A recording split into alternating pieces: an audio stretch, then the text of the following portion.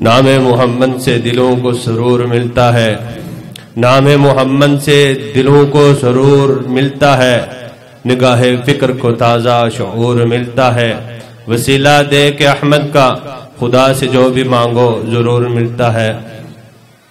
میرے نہایتی واجب الاحترام اہل سنت والجماعت کے غیور جسور باشعور بزرگوں، نوجوان ساتھیوں، عزیز طالب علموں، السلام علیکم ورحمۃ اللہ۔ اس سے پہلے بھی میں جس موضوع کی طرف جانا چاہوں گا، اللہ سے دعا ہے کہ اللہ مجھے یہ درد آپ کے سامنے کھل کر بیان کرنے کی توفیق عطا فرمائے، چونکہ ساری طاقتیں اسی کے ہاتھ میں ہیں۔ ایک درد ہے، آپ کے سامنے کھولنے کی کوشش کروں گا، ایک نیت لے کر آیا ہوں۔ یہ جو پٹھان کہتے ہیں نا، سرحد کے لوگ، یہ قبائل، یہ نسلیں، ہر دور میں انہوں نے اس میں ایک اہم کردار ادا کیا ہے، اور اس دور میں بھی جب کفر پوری طرح اسلام کو مٹانے کی وہ ناپاک سازش کر کے اس پر ایک ٹھان چکا ہے اور کسی حد تک وہ اپنے آپ کو کامیاب سمجھ رہا ہے، ہر دور میں اگر اس کے سامنے سیسا پلائی ہوئی دیوار بنی تو یہ سرحد کے قبائل تھے، اور اب وہ دور پھر آ گیا ہے کہ آپ لوگوں کو دوبارہ جھاگنا پڑے گا۔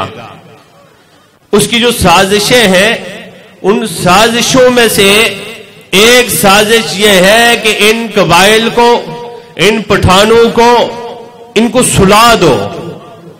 مارنے کے لیے آیا تھا نا، مار نہیں سکا، ایک نہیں بڑے حملے کیے، لیکن آخر میں دیکھا کہ مار نہیں سکتا، چلو ان کو سلاتے ہیں۔ سلانے کا مطلب یہ ہے کہ ان کے اندر سے بھی وہ حیا ختم کرو، اصل میں وہ حیا جو ان کے آڑے آ رہی ہے۔ بہرحال میں اپنے اصل موضوع کی طرف آنا چاہوں گا۔ میں نے آپ کے سامنے ایک آیہ مبارکہ تلاوت کی جس میں اللہ تبارک و تعالیٰ فرماتے ہیں ذَلِكَ الْكِتَابُ لَا رَيْبَ فِيهِ هُدًى لِّلْمُتَّقِينَ۔ توجہ چاہوں گا ذَلِكَ الْكِتَابُ لَا رَيْبَ فِيهِ هُدًى لِّلْمُتَّقِينَ۔ هُدًى لِّلنَّاسِ نہیں، هُدًى لِّلْمُتَّقِينَ۔ متقین کیوں کہا؟ للناس کہہ دیتے نا۔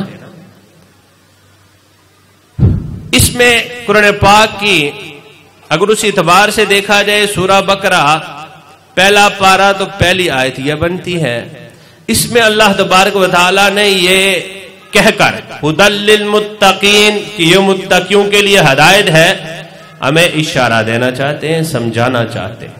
قرآن پاک کے درمیان میں جاؤ، جہاں پر بھی ذکر اور تذکرہ آتا ہے، جنت ملے گی، حوریں ملیں گی، نہر، شہد کی نہر ہے، دودھ کی نہر ہے، یہ نعمت ہے، وہ پھل ہے، یہ آسودگی ہے، وہ آسانی ہے، یہ جتنی بھی چیزیں ہیں ان کا آخر میں جا کر تقوی کے ساتھ جوڑا ہوگا۔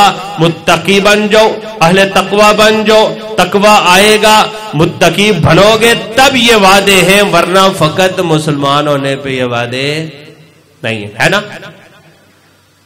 کتب علیکم الصیام کما کتب علی الذین من قبلکم لعلکم تتقون۔ روزے رکھو، مقصد کیا ہے؟ لعلکم تتقون، مقصد یہ ہے کہ تم متقی بن جاؤ۔ تقوی چاہیے اللہ کو، اللہ تقوی مانگتے ہیں۔ ہماری جتنی بھی اللہ نے ہمارے ساتھ وعدے کیے ہیں کہ تمہیں عزت دوں گا، تمہیں عزت دوں گا، تمہیں پوری کائنات کے اندر تمام انسانوں پر ایک حکومت دوں گا، بادشاہ دوں گا، احترام، عزت، رفعت اور بلندی ملے گی۔ کب ملے گی؟ تقوی آئے گا تو اہل تقوی بنو گے، متقی بنو گے۔ ایسا ہے کہ نہیں؟ اب یہ تقوی ہے کیا؟ تقوی کس کو کہتے ہیں؟ تقوی ایمان کی وہ آخری ڈگری ہے جسے کہتے ہیں نا کہ کامل ایمان سے تقوی نصیب ہوتا ہے۔ ایک تقوی وہ ہے جو میں اور آپ کہتے ہیں، یہ تقوی نہیں. ہمارے ہاں تقوی کا معیار اور ہے، اللہ کے ہاں تقوی کا معیار اور ہے. توجہ ہے، توجہ ہے. ہمارے ہاں تقوی کا معیار اور ہے. ہمارے ہاں تقوی کا معیار یہ ہے کہ میں نماز پڑھتا ہوں، میں نے پگڑی رکھی ہوئی ہے اور میرا لباس سنت کے مطابق ہے، میرے پاس اتنی لمبی تسبیح ہے، میں صبح اٹھ کر تہجد پڑھتا ہوں، میں زکوٰۃ دیتا ہوں، میں صدقات دیتا ہوں، میں غریبوں کی مدد کرتا ہوں. ہمارے ہاں تقوی اس کو کہتے ہیں. جبکہ اللہ کے ہاں تقوی اور ہے، محبوب کے ہاں تقوی اور چیز ہے، اور اس کے صحابہ کے ہاں تقوی اور چیز ہے. میں ایک مثال دوں گا فضائل اعمال میں غالباً یہ ہے کہ حضرت علی رضی اللہ تعالی عنہ جب نماز کے لیے نکلتے تھے چہرہ مبارک سرخ ہو جایا کرتا تھا، کبھی طاری ہوتی تھی. پوچھنے والے نے پوچھا حضرت یہ کیا ایسی کیفیت کیوں ہے؟ فرمانے لگے تجھے نہیں پتا، اس ہستی کے سامنے کھڑے ہونے جا رہا ہوں، پتہ نہیں وہاں میرا کھڑا ہونا قبول ہوگا کہ نہیں، کہیں غلطی نہ ہو جائے، کوتاہی نہ ہو جائے. اور اس کے علاوہ صحابہ کی زندگیوں دیکھو، اس میں وہ فقط نماز پڑھ کر یہ نہیں کہتے تھے کہ ہم متقی بن گئے اور ہم یوں جس طرح ہم ہیں. اب اس کو اور اس کو تولو. تقوی یہ نہیں ہے کہ صدقہ دے لو، تقوی یہ ہے کہ میں زکوٰۃ دوں اور اس کے بعد پریشان ہو جاؤں، پتہ نہیں میرے رب نے قبول کی کہ نہیں. میں نے روزہ رکھا، میرے اندر ایک گھبراہٹ پریشانی آنی چاہیے، پتہ نہیں میرا روزہ اللہ نے قبول کیا کہ نہیں، میری نمازیں قبول کرتا ہے کہ نہیں، میرا یہ سنت کے مطابق لباس کو قبول کرتا ہے کہ نہیں. یہ تقوی ہے اصل میں. لیکن آج تک ہم نے روزے رکھے ہیں. یہ کتنے بزرگ بیٹھے ہیں 70-80 سال کی عمر، میری 36 سال عمر ہے، میرے بہت سارے دوست غالباً بیٹھے ہیں جو 40 سال تک کے ہیں. ہم سب نے روزے رکھتے ہوئے 20-25 سال ہو گئے. مجھے یہ بتاؤ لعلکم تتقون والی صفت ہمارے اندر آئی ہے؟ اپنا محاسبہ کرو نا، ہمارے اندر یہ صفت آئی ہے؟ بولو نہیں آئی. اس کی وجہ کیا ہے؟ اس کی وجہ یہ ہے کہ وہ جو بنیادی ایمان ہے، بنیادی ایمان، اس کے لیے جو بنیادی شرائط ہے اس میں ہم کمزور ہیں. وہ کیا ہے؟ بنیاد، ایمان کا مرکز، ایمان کی بنیاد میرے محمد صلی اللہ علیہ وآلہ وسلم پر کامل ایمان ہے. توجہ ہے، میں ایک بات کہنے لگا ہوں. آپ صلی اللہ علیہ وآلہ وسلم کی ذات، مقام اور مرتبہ اور ان پر کامل ایمان یہ ہمارے ایمان کی بنیاد ہے. بلکہ یوں کہوں گا کہ آپ سلم پر کامل ایمان ہمارے ایمان کے لیے شرط ہے. یہ آپ کو پتا ہے، اصول اور ضابطہ ہے کہ جب تک شرط حاصل نہ ہو مشروط حاصل نہیں ہوتا. ہمارا ایمان مشروط ہے، پیغمبر کی ذات پر کامل ایمان یہ شرط ہے. جب تک وہ ایمان کامل نہیں ملے گا ہمیں مشروط حاصل نہیں ہوگا. یہ بات انگریز کو تو سمجھ آ گئی، ہمیں سمجھ نہیں آئی. توجہ ہے، یہ بات انگریز کو سمجھ آ گئی کہ ان کے ایمان کے لیے بنیادی شرط ان کے پیغمبر پر کامل ایمان ہے، لیکن ہمیں سمجھ نہیں آئی. آج تک ہم اس میں بھولے ہوئے ہیں اور یہی وجہ ہے. میں نے جو کہا نا کہ ایمان انگریز کو سمجھ آ گئی، ہمیں نہیں آئی. کیوں کہہ رہا ہوں؟ دلیل دیتا ہوں. یہ جس طرح کے جمعے میں عرض کر چکا تھا، انگریز ڈنمارک میں بیٹھا ہے، ایک اخبار میں کارٹون شائع کیے پیغمبر صلی اللہ علیہ وسلم کی ذات. کیا مقصد ہے اس کا؟ کیا مقصد ہے؟ وہ صرف یہ چیک کر رہا تھا کہ بھئی یہ ان کے ایمان کا مرکز ہے، سینٹر پوائنٹ ہے، محور ہے، ایمان کے لیے شرط ہے. دیکھو کہ اس میں کتنے حساس ہیں، ذرا ان کے ایمان کو چیک کرو، ان کے ایمان کو چیک کرو. اور پھر یہ آج نہیں ہے، یہ بہت پرانی سازش ہے، بہت پرانی سازش ہے. 1812 میں اس تحریک کی بنیاد رکھی گئی تھی. جو میں کہہ رہا تھا کہ درس سمجھانا چاہ رہا ہوں، اس چیز کی طرف آپ کی توجہ دلانا چاہ رہا تھا. 1812 میں اس تحریک کی بنیاد رکھی گئی جس کو استشراق کہتے ہیں، اور اس تحریک کے حامل لوگوں کو مستشرق کہتے ہیں. اورینٹلزم، اورینٹلسٹ علماء بیٹھے، ان کو پتا ہوگا، اہل استشراق اور اس طرح کی اکثر چلتی ہے. یہ ایک تحریک تھی جو 1812 میں چلی ہے. 1887 میں جا کر سب سے پہلی ان کی کانفرنس منعقد ہوئی. یعنی یہ 60 70 80 سال تک انہوں نے اس تحریک کو منظم کیا. ایک پہلی کانفرنس 1887 میں کی ہے. اور اس میں تھا کیا؟ استشراق کہتے ہیں اہل مشرق یعنی مسلمانوں کے علوم کو پڑھنا، قرآن کو پڑھنا، حدیث پڑھنا، اصول حدیث پڑھنا، اصول قرآن پڑھنا، فقہ ہے، اصول فقہ ہے. الغرض یہ کہ ہمارے جتنے بھی فنون ہیں ان کو پڑھنا، پڑھ کر ان میں نکتے نکال کر ابہام پیدا کرنا، اس پر ایک غبار سا لانا تاکہ جو بات سمجھے وہ بھی ٹینشن میں پڑ جائے، جو نہیں سمجھے وہ سمجھ ہی نہ سکے. یہ آج تک ہمارے پاکستان پاک و ہند میں یہ جھگڑا نہیں ہے کہ نبی ذات کے اعتبار سے نور ہے یا بشر ہے کہ نہیں؟ بولو. جھگڑا ہے نا، ایک کہتا ہے نور ہے، دوسرا کہتا ہے بشر ہے. اب اس میں الجھے ہوئے. قرآن نے بڑا صاف دو ٹھوک واضح بیان کر دیا، سمجھا دیا، اس میں ابہام نہیں چھوڑا کہ نبی ذات کے اعتبار سے کیا تھے. لیکن انگریز نے آ کر، میں نے آپ کو کہا کہ آپ کہیں گے کہ انگریز کو کیا پڑھی، ہم نے قرآن نہیں پڑھا، ان نے کتنا پڑھا.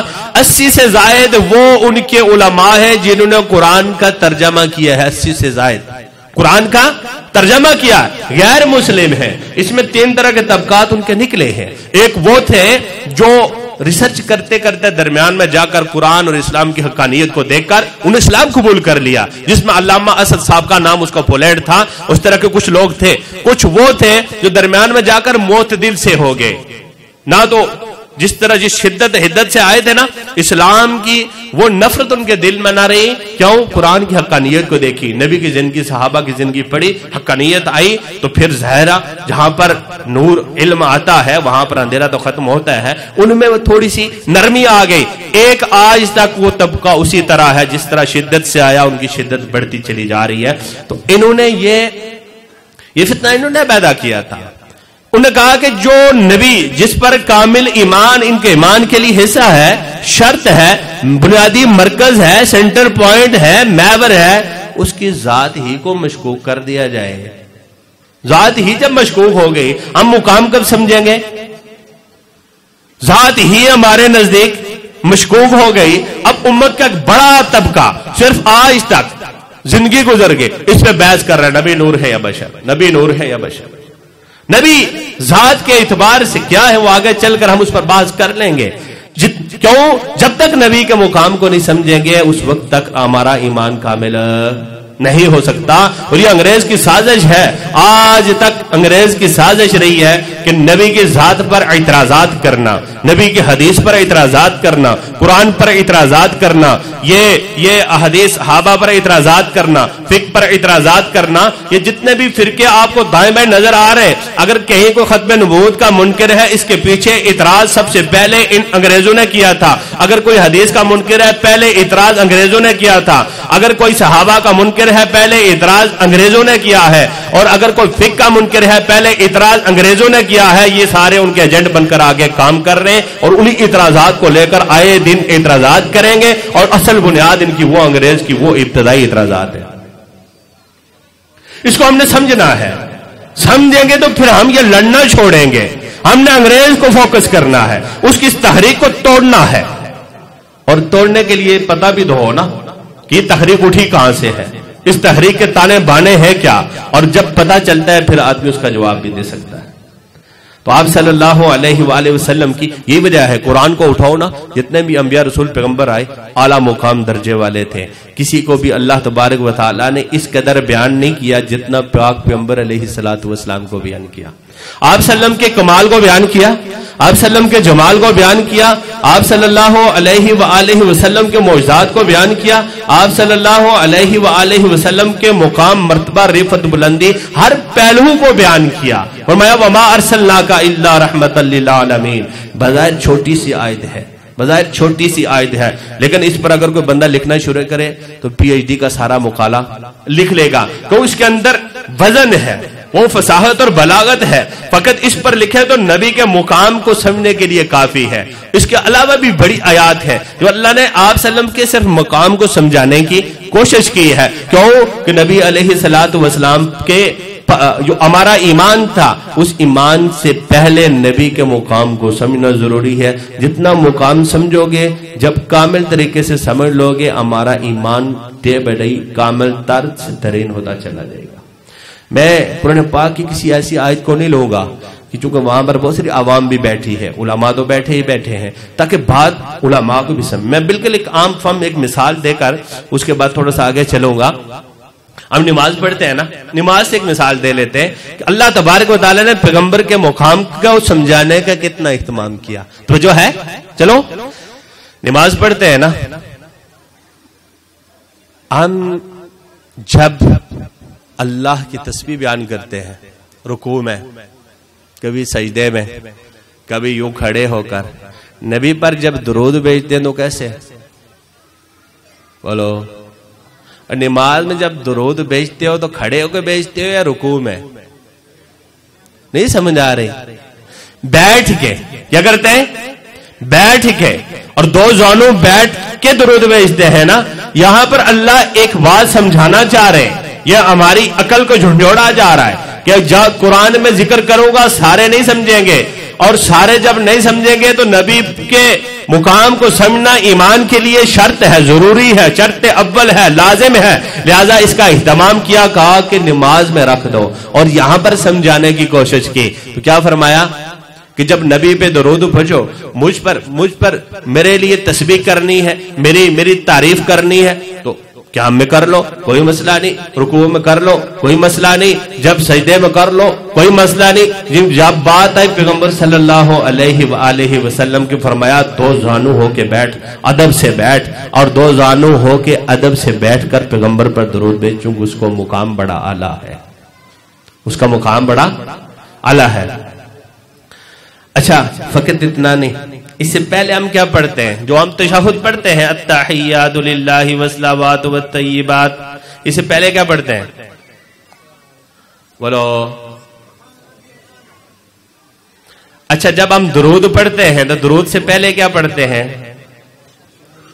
تشہد پڑھتے ہیں نا، التحیات للہ والصلوات والطیبات۔ یہاں پر توجہ چاہوں گا، نبی پر درود پڑھنے سے پہلے جو التحیات للہ والصلوات والطیبات یہ پڑھتے ہیں، یہ ایسے نہیں ترتیب میں رکھی گئی۔ یہاں پر اللہ تبارک و تعالی میرے پیغمبر کے مقام کو سمجھانا چاہ رہے ہیں۔ اور یہ عدالت میں جاتے ہیں نا، تو جب وکیل کسی مدعی کو ساتھ لے کے جاتا ہے تو اندر جانے سے پہلے کیا کرتا ہے؟ سمجھاتا ہے کہ اندر جو ٹوپی رکھنی ہے، یہ جج ہے، یہ ایسا ہوتا ہے، ایسے ہوتا ہے، اس کے مقام کو تعارف کروا رہا ہوتا ہے کہ کہیں گستاخی نہ کر دے۔ یہاں پر پیغمبر کے دربار میں جا کر ہم نے بھیجنا تھا درود بھیجنے سے پہلے اللہ تبارک و تعالیٰ نے التحیات للہ والصلوات والطیبات السلام علیک ایھا النبی، یہ نبی کا تعارف فرما رہے ہیں کہ اس نبی کا تعارف ذرا سن لینا، سمجھ لینا، اور پھر اس چیز کو سامنے رکھ کر پھر جانا درود بھیجنا، تو پھر فائدہ ہوگا، نہیں تو نہیں۔ تعارف کیا فرمایا؟ التحیات للہ والصلوات والطیبات، کہ یہ وہ ہے جس میں درود بھیجنے لگے ہو، یہ اس مقام اور مرتبے کا حامل ہے کہ یہ میرے پاس آیا تھا، میں رب ہوں، میں پوری کائنات کا پالنہار اور پیدا کرنے والا ہوں، میں آج تک میں نے کسی سے مطالبہ نہیں کیا، میں فقط دینے والا ہوں۔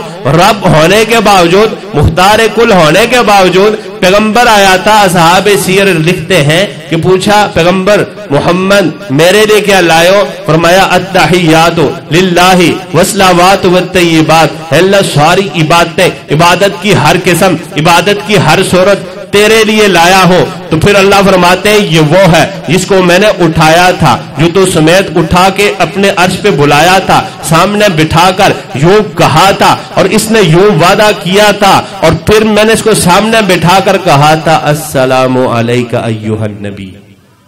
آج تک تکبیر، نعرہ تکبیر، شان صحابہ، عظمتی صحابہ، تاج و ختم نبوت، نعرہ کیا فرمایا کہ اس سے پہلے کسی کو یہ مقام نہیں ملا جس پہ درود بھیجنے جا رہے ہو، یہ اس مقام و مرتبے کا حامل ہے کہ اس کو ہم نے اپنے بستر سے اٹھایا تھا، جبریل کو بھیجا تھا، جبریل گئے تھے، انہوں نے تلووں کو چوما تھا، چوم کر اٹھایا تھا، اٹھا کر اس کو بیت المقدس میں لایا تھا، پھر وہاں پر تمام انبیاء کا امام بنا تھا، سارے انبیاء اس کے مقتدی بنے تھے، پھر وہاں سے اٹھایا گیا، عرش بری پہ لایا گیا، میرے سامنے بٹھایا گیا، سامنے بٹھا کر میں نے خود کہا تھا السلام علیکہ ایھا نبی۔ یہ اتنا مقام والا ہے، فقط اس پر بس نہیں ہے۔ اگلا جملہ کیا ہے آگے؟ یہاں پر ایک بات سمجھانا چاہ رہے ہیں، یہ تو سمجھائی نا کس کا مقام یہ تھا، السلام علینا وعلی عباد اللہ الصالحین، یہ کس کا جملہ ہے؟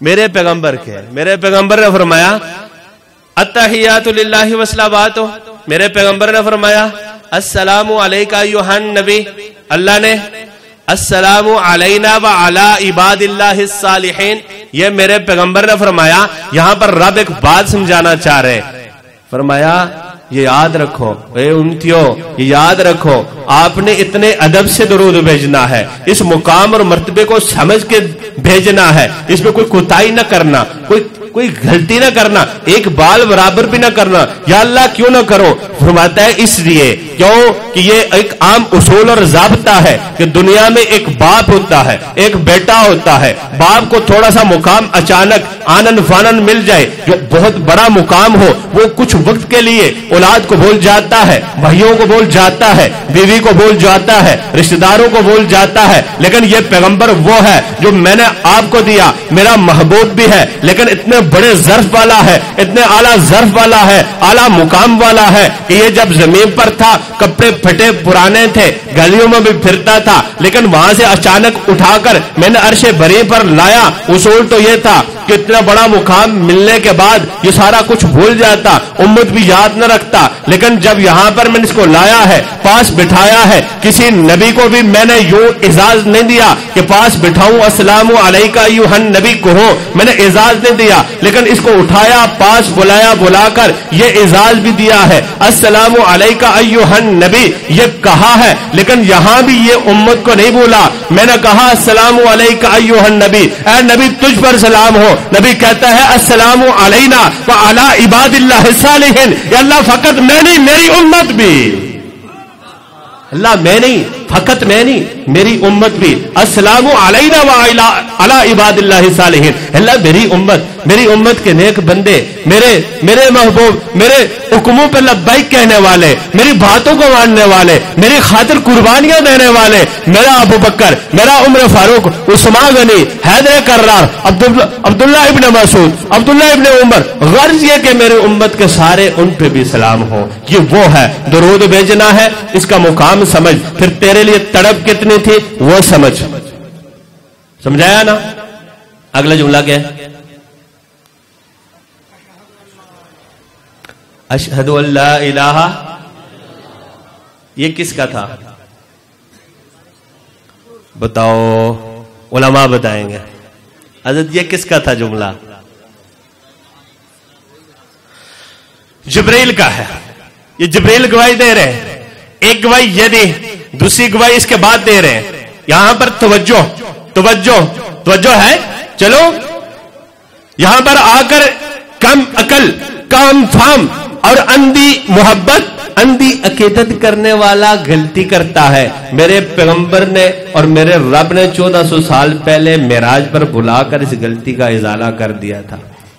کہا تھا ہو سکتا ہے کہ جو یہ عام ہے نا، یہ سمجھے کہ جب کائنات، جب دنیا میں تھے، مکے میں تھے، مدینہ میں تھے، تو محمد پیغمبر اب اوپر گئے تو خدائی لے کر آ گئے۔ اللہ فرماتے ہیں نا، میں نے مقام دیا، میں پہلے عرض کر چکا ہوں کہ اللہ نے مقام وہ دیا جو کسی پیغمبر نبی رسول کو نہیں ملا، صرف میرے پیغمبر کو ملا ہے، آپ کے پیغمبر کو ملا ہے۔ لیکن اس کے باوجود رب نے کہا جبریل کھڑے ہو جاؤ اور یہاں پر اس غلطی کا ازالہ شک اور شبے کا ازالہ پہلے ہی کر دو. اشہد اللہ الہ الا اللہ، اس میں کوئی شک نہیں. اس سے پہلے معراج پر اور کوئی نبی پیغمبر آیا نہیں، کوئی انسانیت کا کوئی فرد نہیں آیا، کوئی ہستی نہیں آئی. یہ محمد آئے تو ہے، لیکن یہ آج بھی کیا ہے؟ اشہد اللہ الہ الا اللہ، معبود آج بھی اللہ ہے، محمد معبود نہیں بنے. پھر دوسری گواہی دلائی، دوسری کیا ہے؟ واشہد ان محمدن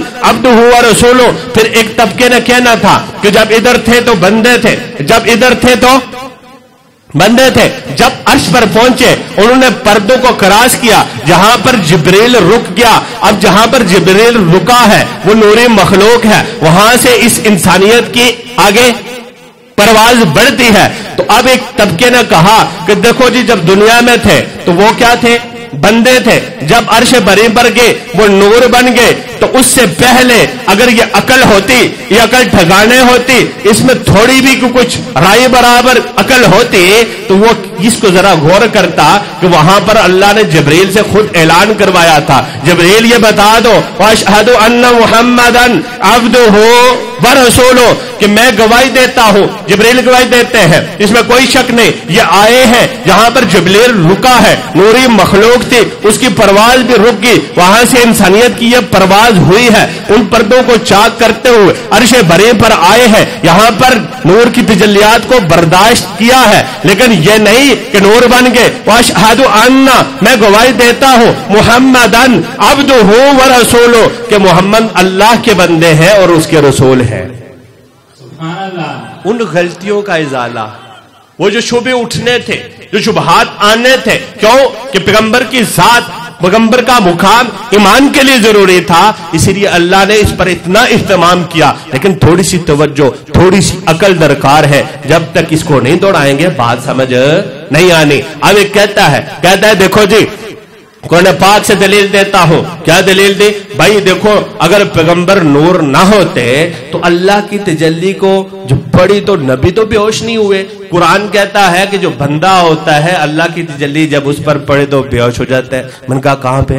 کہتا ہے دیکھو، جب موسیٰ نے کہا تھا اللہ تجلی چاہیے، زیارت کروا، اللہ نے کہا چل ٹھیک ہے، تجلی ڈالی. وہ تجلی ریفلیکٹ ہو کر موسیٰ علیہ السلام پہ پڑی تو موسیٰ علیہ السلام بے ہوش ہو گئے تھے نا. قرآن کہتا ہے، یہ دلیل دی اس نے، کہتا ہے کہ بے ہوش ہوئے کہ نہیں. انسان پر جب رب کی تجلی نور کی پڑتی ہے تو وہ تو بے ہوش ہو جاتا ہے. میرا پیغمبر وہ کہتا ہے کہ دیکھو جی، ہمارے پیغمبر بھی اگر بندے ہوتے، بشر ہوتے، ان پر بھی تجلی کیا پڑی نہیں بلکہ تجلیات کے مرکز میں تھے، بے ہوش نہیں ہوئے. تو بے ہوش نہ ہونا دلیل ہے اس بات کی کہ آپ سلم بندے بشر نہیں تھے بلکہ کیا تھے؟ نور تھے. میں نے کہا میرے نبی کی گستاخی نہ کر، نبی کے مقام کو کم نہ کر، نبی کے مقام کو نیچے نہ لا. آپ سلم کے مقام کو نیچے لانا گستاخی ہے. حتیٰ کہ ایک بال کی گستاخی بھی کفر تک پہنچ جاتی ہے. گستاخی نہ کر. وہ کیسے؟ میں نے کہا ایک نور پر نور کی تجلی پڑے اور وہ بے ہوش نہ ہو، یہ کوئی کمال کی بات نہیں ہے. توجہ ہے، بڑی خاص بات بتانے لگا. نور پر نور کی تجلی پڑے کوئی کمال کی بات نہیں ہے. میں نے کمال تو یہ ہے ہو بشر. اصول ضابطہ کیا ہے کہ بشر پہ تجلی پڑتی ہے تو وہ بے ہوش ہو جاتا ہے. میں نے کہا کمال یہ ہے ہو بشر، پھر بھی اللہ کے نور کی تجلیات پڑھے تو وہ بے ہوش نہ ہو. پیغمبر تھے بشر، لیکن وہ اعلیٰ بشر ہے، وہ اعلیٰ بشر ہے جس کا مقام و مرتبہ اتنا اعلیٰ ہے جو کسی اور پیغمبر کو نہیں ملا. اور کہتے ہیں نا، جس طرح کائنات کے اندر اللہ نے حجر اسود کو مقام دیا کہ وہ پتھروں میں سے اعلیٰ پتھر ہے، اسی طرح میرے پیغمبر ہے بشر، لیکن بشروں میں وہ اعلیٰ ہے جس طرح حجر اسود تمام پتھروں میں سب سے اعلیٰ ہے. آب زمزم ہے عام پانیوں میں سے پانی، لیکن سب سے اعلیٰ ہے. اور بیت اللہ تمام اللہ کے گھروں میں سے ایک گھر ہے، سب سے اعلیٰ ہے. میرے پیغمبر بھی بشروں میں سے ایک بشر ہے لیکن سب سے اعلیٰ ہے. یہ پوری بشریت، تو اس کے اندر جو اشرف المخلوقات کا لقب ملا، جو اعزاز ملا، یہ تو پیغمبر صلی اللہ علیہ وسلم کی وجہ سے ملا ہے. اگر ان کو آج ہم ان سے نکال ہی دیتے ہیں تو پیچھے بچتا کیا ہے؟ میں اور آپ کے کرتوت ہے کہ ہم اشرف المخلوقات کے لانے کے قابل ہو جائیں. الغرض یہ کہ یہ پیغمبر کا اللہ تبارک و تعالیٰ نے، ابھی بھی بڑی بات تھی، وقت کم ہے، تو اللہ تبارک و تعالیٰ نے ایک اہتمام کیا. نبی کے مقام کو سمجھانے کا کہ نبی کے مقام کو، کہ اس کا مقام یہ ہے، مرتبہ یہ ہے، کیا ہو یہ ایمان کے لیے شرط ہے۔ اور آج انگریز نے کیا کیا؟ سب سے پہلے اسی ہمارے ایمان کے مرکز کو توڑنے کی کوشش کی ہے۔ بھئی ہم ایک درخت جو بڑا سارا درخت ہو، اس کو گرانے کی جب کوشش کرتے ہیں تو پہلے کیا کرتے ہیں؟ چیک کرتے ہیں کہ یار یہ کتنی برداشت کرے گا، اس کا جو تنا ہے، جو مرکز ہے، یہ کتنی کی طاقت رکھتا ہے۔ پھر دیکھتے ہیں نہیں ہوتا، پھر ہم دائیں بائیں سے تھوڑا تھوڑا کاٹتے ہیں، تھوڑا تھوڑا کاٹتے ہیں، تھوڑا تھوڑا کاٹتے ہیں۔ پھر ایک وقت آتا ہے، پھر دھکا دیتے ہیں کہ مرکز ہلا یا نہیں ہلا، پھر نہیں، چلو پھر تھوڑا دائیں بائیں سے کاٹو، دائیں بائیں سے کاٹو۔ آخر ایک ٹائم آتا ہے کہ مرکز کو جھٹکا دیتے ہیں تو گر جاتا ہے۔ انہوں نے جو وار کی ہے دونوں طرف سے کی ہے، انہوں نے مرکز کو بھی دیکھا، مرکز کو ہٹ کیا، اور دائیں بائیں سے تھوڑا تھوڑا تراشا بھی ہے، اور وہ تراشا ابھی تک باقی جا رہا ہے۔ کہ میں آگے آؤں گا، موجودہ حالات اسی کی طرف جا رہے ہیں۔ تو آپ صلی اللہ علیہ وآلہ وسلم پہ انہوں نے اعتراضات کیے، اعتراضات بے شمار کیے، اور انہی اعتراضات، اور وہ اعتراضات تو بہت پہلے کے تھے نا، لیکن ان کو ہمارے اندر کیسے گھسیڑا؟ ایک باقاعدہ پلان کیا، ایک تحریک چلائی۔ 2 فروری 1835 نے یورپین پارلیمنٹ میں، علماء کی توجہ چاہوں گا، یورپین پارلیمنٹ میں ایک تقریر کی تھی، اور اس کی تقریر گھنٹہ 2 گھنٹے 3 گھنٹے نہیں تھی، ایک جملہ تھا۔ وہ کیا تھا؟ اگر مسلمانوں کو فتح کرنا ہے، ان کی ایمانی طاقت کو توڑو، تہذیب کی جگہ تہذیب دو۔ جملہ سنیں، لارڈ میکالے نے یورپین پارلیمنٹ میں تقریر کی، اگر ان کی مسلمانوں کو فتح کرنا ہے تو ایک کام کرنا پڑے گا، ایمانی طاقت کو توڑو، تہذیب کی جگہ تہذیب دو، کلچر کی جگہ کلچر دو، ایمانی طاقت کو توڑو۔ اب اس پر ریسرچ کی ہے انہیں، لمبی چوڑی ریسرچ کرنے کے بعد یہ ایمان کیا ہے، وہ اسے کہتے ہیں کہ یہ ان کی اس پیغمبر کے ساتھ، اللہ کی ذات کے ساتھ ایک کمٹمنٹ ہے جو ان کے دل و دماغ میں ہوتی ہے۔ یہ کمٹمنٹ جتنی مضبوط ہوتی ہے، یہ اتنی زیادہ شدت رکھتے ہیں، حدت رکھتے ہیں۔ یہ جتنی کمٹمنٹ میں کمی کمزوری آتی ہے، یہ ان کی شدت کم ہو جاتی ہے، جسے ہم کہتے ہیں کہ ایک مضبوط ایمان، کمزور ایمان۔ یہاں سے انہوں نے شروع کی، اور اسے مثال دی۔ اس نے کہا بھائی آپ کہتے ہو کہ لڑ کے وسائل سے ہم جیتیں گے، یہ نہیں ہو سکتا۔ اگر ایسا ہوتا تو جب یہ بدر میں 313 آئے تھے، یہ تو 1000 تھے، ان کے پاس 2 زرہیں تھیں، اور ان کے پاس تو بڑا لشکر تھا، لاؤ لشکر ہونے کے باوجود، وسائل زیادہ ہونے کے باوجود، کھانے پینے کے پورے ذرائع موجود تھے، ان کے پاس تو کھانے کے لیے بھی کچھ نہیں تھا۔ جب جواب نکلا تو یہ جیت گئے نا، جواب نکلا، جب نتیجہ نکلا تو جیت گئے۔ یہ امریکہ میں نہیں آئے تھے بڑے دوڑ کے، ہم یہ کریں گے، ہم منٹوں اور گھنٹوں میں تباہ نیست و نابود کر دیں گے۔ 19 سال رگڑا کھانے کے بعد آج کیا ہوا؟ پھر باغے ہیں نا۔ اس طرح کی تاریخ اس نے اس دور میں بیان کی۔ اس نے کہا بھائی دیکھ لو، ان کی تاریخ پڑھ لو، جب تک ان کے اندر یہ شدت ہے، حدت ہے، ایمان ان کا مضبوط ہے، یہ کمٹمنٹ ان کے پیغمبر کے ساتھ اور اللہ کے ساتھ جتنی مضبوط ہوگی، اس وقت تک ہمارے وسائل کوئی کارگر ثابت نہیں ہوں گے۔ لہذا ان کی اس کمٹمنٹ کو، ایمانی طاقت کو ہم نے توڑنا ہے، تہذیب کی جگہ تہذیب دینے ہیں۔ اور اس وقت یہ تحریک پھر چلنی شروع ہوئی۔ ایمانی طاقت کو کیسے توڑنے کے لیے؟ یہ جاؤ بہادر شاہ ظفر کا دور پڑھو، جب بہادر شاہ ظفر بعد میں گراج میں مرا تھا جا کر، یہ 1920 میں انگریزوں کا کافی طرح پنجہ گھاڑ چکے تھے پاک و ہند میں، برے صغیر میں۔ تو وہاں پر انہوں نے اس وقت پادریوں کا آنا شروع ہو گیا تھا۔ پادری آتے تھے، کہتے تھے، یہ کہتے ہیں کہ تورات زبور انجیل بدل گئی، ہم کہتے ہیں قرآن بدلا ہے، اس پر چیلنج کرتے تھے۔ اور کچھ وقت تک ظاہر ہے کسی جگہ جب چیلنج کر دو، اس کو فل فور جواب اگر نہ دیا جائے تو لوگ، ایمان تو مشکوک ہوتا ہے نا، قرآن کے خلاف بات آئے گی، خیال ہے کہ ایمان کمزور ہوگا، اور کچھ تو جواب دیتے تھے، جواب دینے کے باوجود بھی بعض ہمارے لوگ اس شک اور شبے میں پھر وہ ایمان سے پیچھے چلتے گئے، کرتے کرتے کرتے ان کی یہ تحریک جاری رہی۔ وہاں سے انہوں نے شروع کیا تھا۔ اور آپ اگر تاریخ کا مطالعہ کرو گے تو ایک چیز پر اس کے بعد جو انہوں نے سب سے زیادہ محنت کی ہے وہ اس پر کی ہے، الحیاء شعبۃ من الایمان۔ اس حدیث کو نہ پڑھا، نہ کہا یہ کوئی ایک چیز ہے کہ الحیاء شعبۃ من الایمان، کہ حیا ایمان کا رکن ہے، شعبہ ہے، بڑا رکن ہے، یہ کوئی خاص چیز ہے۔ جب رکن ہے تو رکن کو جب نکالو گے تو پیچھے بچتا کچھ بھی نہیں ہے نا۔ کسی بھی شے کا جو موقوف ہوتا ہے اس کا دار و مدار رکن پر ہوتا ہے نا. سارا ہمارا رکن اعظم ہے, ہم اس کو کاٹ کے پھینک دے تو پیچھے ہم یہ نہیں کہیں گے مولوی صاحب ہے, مفتی صاحب ہے, ہم کہتے ہیں ڈیڈ باڈی پڑی. کیوں؟ رکن اعظم جب چلا گیا, جب ایک اہم پارٹ ختم ہو گیا, الگ ہو گیا, اس کی حیثیت کوئی نہیں ہے. اس لیے میرے پیغمبر نے فرمایا تھا اذا فات الحیاء فاصنع ما شئت, کہ جب حیا ختم ہو جائے پھر جو دل کرے وہ کرو. کیوں؟ پتہ یہ چلا کہ یہ حیا ایمان کا ایک رکن ہے, یہ ایک بڑا شعبہ ہے. جب یہ ختم ہو جاتا ہے ایمان باقی نہیں بچتا. اس پر ہم نے کم سوچا, انگریز نے زیادہ سوچا, اور 2 صدیاں پہلے تحریک کر کے آج ہمارے اس حیا کے پرہچے اڑا کر ہمارے ایمان کو نیست و نابود کر گیا. ان دونوں چیزوں کی یہ تحریک اس وقت چلی تھی نا. یہ جو ہمارا آج پشاور میں بھی کو ایجوکیشن ہے, بچے اور بچیاں اکٹھے پڑھتے ہیں اسکول میں ہے, اور یہ تھوڑا عرصہ ہوگا پشاور میں آئے, تھوڑا عرصہ ہوگا.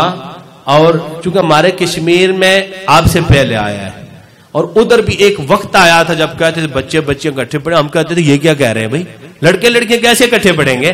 اس حیا کو توڑنے کی جو بات کر رہے تھے, انہوں نے کہا اچھا حیا اس چیز کو کہتے ہیں. پھر انہوں نے ریسرچ کی اور انہوں نے یہ کو ایجوکیشن کا ایک پلان بنایا, این جی اوز کے تھرو ہمارے ملکوں میں اس کو نافذ کروایا.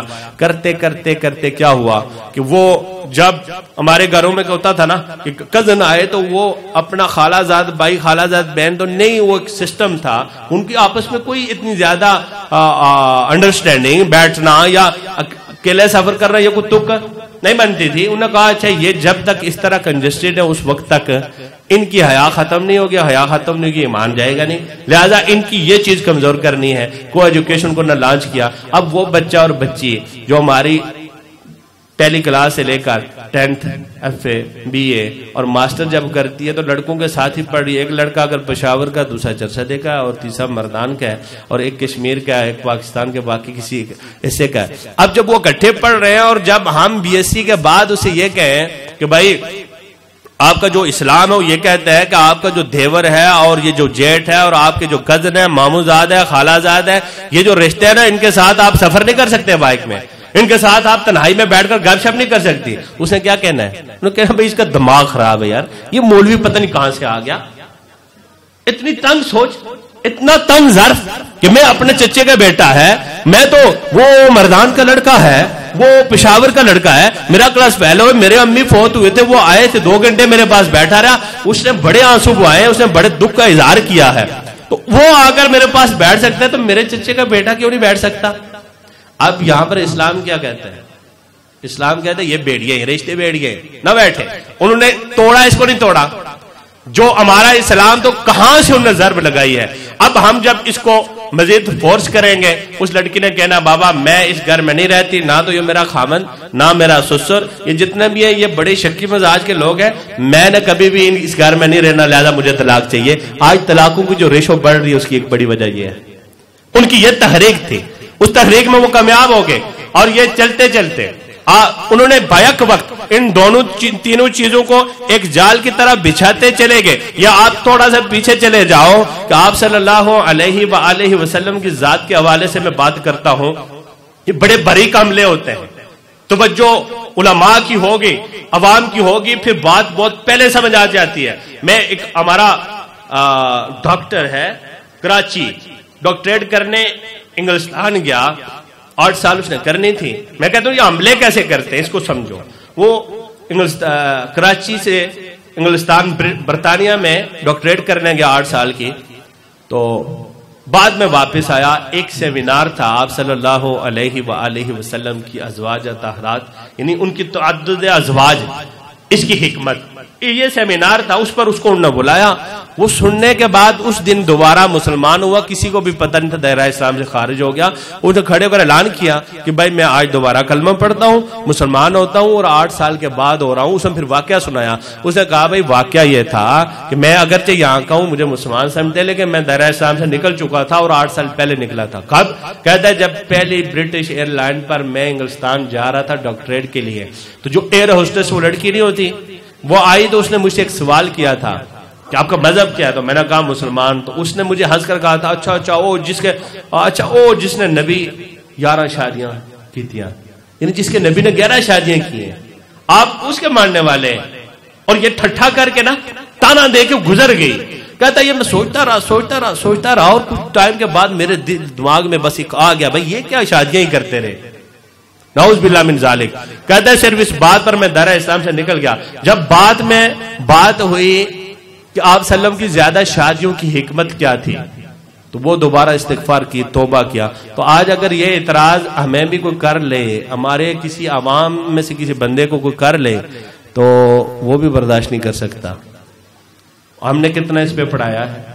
اب تو یہ وقت نہیں ہے کہ میں اس پر پوری بات کروں چونکہ ایک الگ ٹاپک ہے، لیکن وہ اٹیک ایسے کرتے ہیں. اور پھر اس نے ایک اور اٹیک کیا. پچھلے دنوں میں سوشل میڈیا پر ایک بات چل رہی تھی کہ اگر ایک بندہ 50 سال کا ہو اور 9 سال کی لڑکی سے شادی کر لے تو اس پر کومنٹ دو. انٹرنیٹ میڈیا پہ توجہ ہے. 50 سال کا بندہ ہو، 9 سال کی لڑکی ہو، اسے آپس میں وہ شادی کر لے تو کیا ہے. تو کمنٹ میں لکھ رہے تھے، بندے تھے مسلمان، ان کو کیا پتا یہ کیا ہے، کیا کہنے جا رہا ہے. وہ لکھ رہے تھے یہ تو بہت بڑی زیادتی ہے، نعوذ باللہ من ذالک.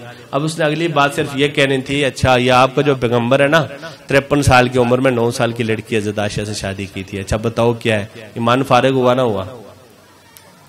فارغ ہو گیا نا.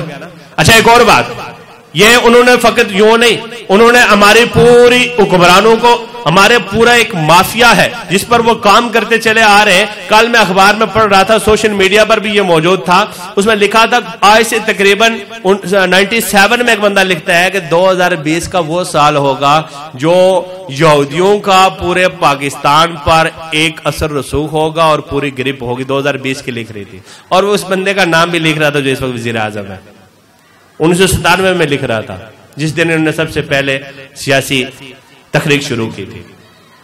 اچھا یہ وہ لے کے آتے ہیں، ایک تحریک ہوتی ہے، ان کا ایک سسٹم ہے، نظام ہے، اس کو اسی طرح لے کر چلتے ہیں اور باقاعدہ ایک پلان ہوتا ہے. پچھلے دنوں میں جب غربت، یا میں بس 2-4 باتیں کرنے کے بعد اجازت چاہوں گا لیکن توجہ چاہوں گا، جب غربت تھی ہر بندہ بلک رہا ہے، خودکشیاں ہو رہی ہے، ہر بندہ ٹینشن میں ہے، ایک عجیب کیفیت طاری ہو چکی ہے. ان دنوں میں ہونا تو یہ چاہیے تھا کہ اسمبلی میں یہ بات چلتی کہ غربت کم کیسے کرنی ہے، ہم نے پلاننگ کیسے کرنی ہے، لیکن اس پر کسی نے کوئی بات نہیں کی کہ بجلی کم ہوگی یا نہیں، راشن کم ہوگا یا نہیں، پیٹرول کم ہوگا نہیں.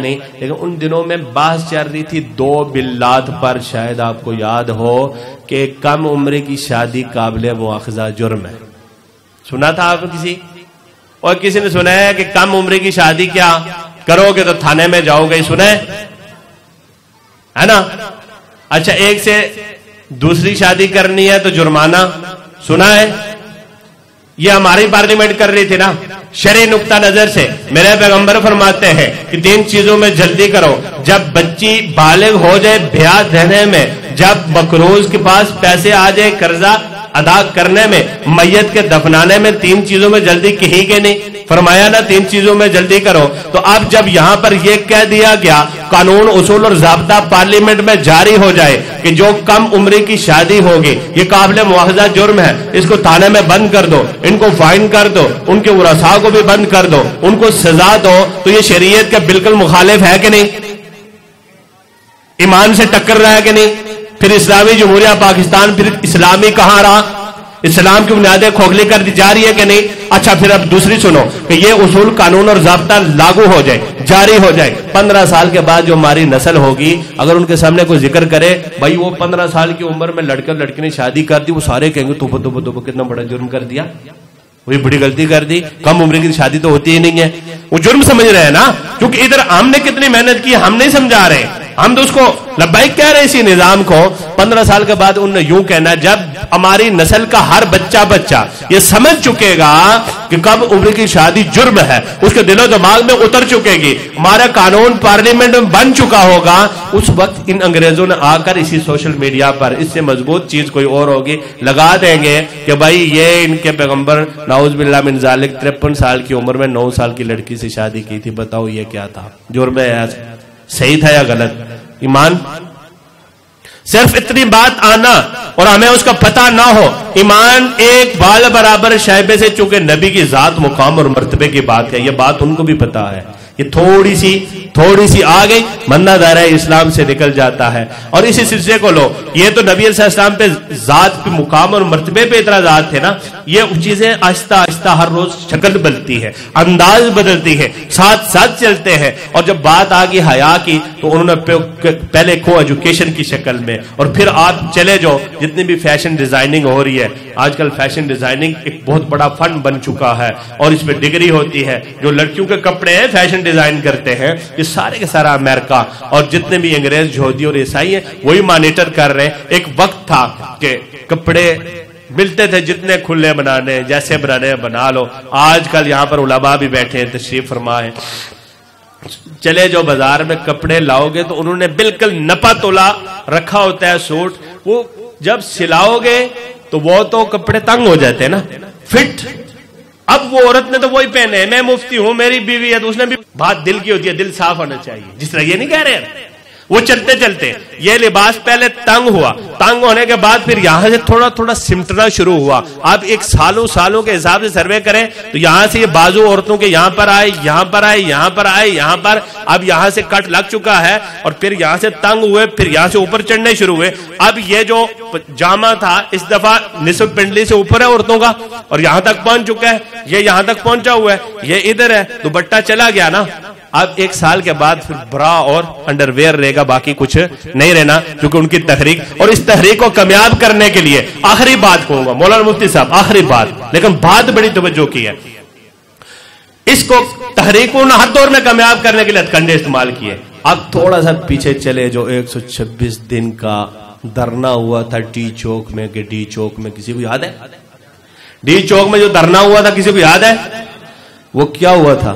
اس میں علامہ فہامہ بیٹھے ہوئے تھے جو وہاں پر دھرنے دے رہے تھے. جو عورتیں بیٹھی تھی وہ جنید بغدادی اور رابعہ بصری, اس طرح کے لوگ تھے جو اسلام اور پاکستان میں انقلاب لا رہے تھے. کیا تھے؟ نوجوان نسل تھے, بالکل ینگ لڑکے, ینگ لڑکیاں. آج یہاں تو الحمدللہ حیا ہے, جو بالکل بے حیا علاقے ان میں بھی کوئی باپ نہیں چاہتا کہ میری بیٹی 1-2 گھنٹے کے لیے رات بغیر بتائے کہیں باہر چلی جائے, وہ بھی نہیں چاہتا. 126 دن تک نوجوان لڑکے اور لڑکیوں کو ڈی چوک میں لٹائے رکھنا, یہ کیا تھا؟ یہ ابتدا تھی, اس ایجنڈے کی تکمیل تھے حیا کو ختم کرنے کے لیے نا. اس کے بعد ایک عورت کے اندر, ایک لڑکے کے اندر, اور اس نوجوان عورت کے اندر, لڑکی کے اندر ایک عجیب قسم کا فتنہ اور فساد پیدا ہوا. اور اس کے بعد پھر کرتے کرتے ابھی اس نے کہا نا میرا جسم میری مرضی, اسی سلسلے کی کڑی ہے ڈی چوک میں جو ہوا تھا. اور ایک اور بڑی سازش, اسی وقت وہاں پر بٹھا کر وہ بندہ جس کو پوری دنیا میں شیخ الاسلام کا نام دیا جاتا تھا, غیر مذہبی اس کو مسلمانوں کا مسلم عالم مانتے تھے, اس سے ایک بات کہلوائی تھی. ان جملوں پر غور کرو. اس نے ایک حدیث وہاں پر فٹ کی تھی. اس نے کہا کون کہتا ہے کہ یہ جائز ہے, نہیں ہے, اور حرام ہے, فلاں فلاں. یہ حدیث اس نے جہاد والی فٹ کی تھی. اس نے کہا تھا یہ آپس میں کزن بیٹھے ہیں, اور اس میں جو ادھر لوگ بیٹھے ہیں ان کا ایک لمحہ بیٹھنا دنیا اور معاف یہاں سے افضل ہے. جو حدیث جہاد والی تھی اس نے فٹ کی تھی. اٹھاؤ اس کو پرانا وہ بیان. یہ کیا ہوا؟ اب اس پر مجھے پتا ہے, اس وقت ہم ایم فل کر رہے تھے اسلام آباد میں, تو ہم باہر نکلے تو ہم نے کہا دیکھو یہ غلط بات ہے بھائی, نوجوان لڑکا اور لڑکی ڈی چوک میں. اس نے کہا بھائی آپ کی کیا حیثیت ہے؟ میں نے بڑی لمبی چوڑی بات کی. انہوں نے کہا آپ کی کیا حیثیت ہے؟ طاہر القادری نے شیخ الاسلام ہے, اس نے پتہ نہیں 1200 کتابیں لکھی ہیں کہ 3000 کتابیں لکھی ہیں, کوئی عدد بتا رہا تھا. وہ کہتا ہے کہ بھائی ان کا ایک لمحہ یوں یہاں پر بیٹھنا یہ جہاد ہے, اور دنیا اور معاف یہاں سے افضل ہے. آپ کی حیثیت کیا ہے؟ وہاں تو طاہر القادری یوں فرما چکے ہیں. اب دیکھو 126 دن تک یوں بٹھایا, ایک کلچر کریٹ ہوا کہ نہیں ہوا؟ ہو گیا نا. اور پھر اس کی تائید کے لیے جو اس وقت کا مسلم عالم تھا باقیوں کے سامنے بھی, اس سے ایک بات کلوا کر ان کی مزید تائید کروائی کہ جو یہ کر رہے ہیں ٹھیک کر رہے ہیں.